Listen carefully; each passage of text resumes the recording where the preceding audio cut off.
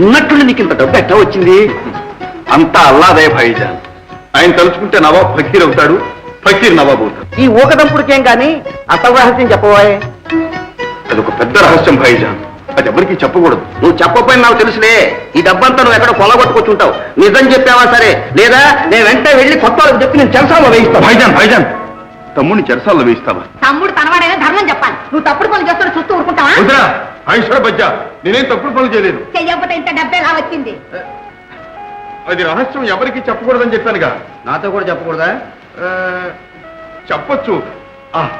ఎవరికి చెప్పలేని ఒట్టి దాన్నే ఉంది ఒట్టు. ఇది అతి రహస్యం. ఎవరికైనా తెలిస్తే మన పేకల మీదకి వస్తుంది. ఈ సొమ్మంతా ఓ గుహలో దొరికింది. గుహలోనా? మొన్న నేను అడవి కట్టెలు కొట్టుకు రావడానికి వెళ్ళానా, వస్తూ ఉండగా దారిలో చీకటి పడింది. దూరాన ఒక దొంగల గుంపు ఊళ్ళని కొల్లగొట్టుకు రావటం చూశాను. భయపడి చాటును దాక్కున్నాను. ఆ దొంగల గుంపు ఓ గుహ ముందు ఆగింది. వెంటనే ఆ నాయకుడు ఒక మంత్రం చదివాడు, గుహ తెరుచుకుంది. ఏమిటా మంత్రం? ఖుదా కా కసం, హసన్ కా హుకుం, ఖోలో ఓ ససీం అనగా నా గుహ తెరుచుకుంది. వాళ్ళందరూ కూడా లోపలికి వెళ్ళారు.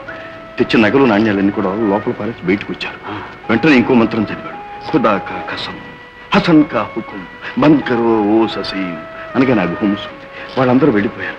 నేను కూడా అదే మంత్రం చదివి లోపలికి వెళ్ళి ఆ నగలు నాణ్యాలు మొహరీలు అన్ని మూట కట్టుకుని మళ్ళీ మంత్రం చదివి మూసొచ్చాను భాయిజాన్. ఆ గుహ ఎక్కడుందో? మన ఊరికి ఉత్తరంగా ఒక మసీదు ఉందా, ఆ మసీదు పక్కనే ఒక వాగు. ఆ వాగు దాటి తూర్పుగా వెళ్తే అక్కడ ఒక పెద్ద మర్రి చెట్టు.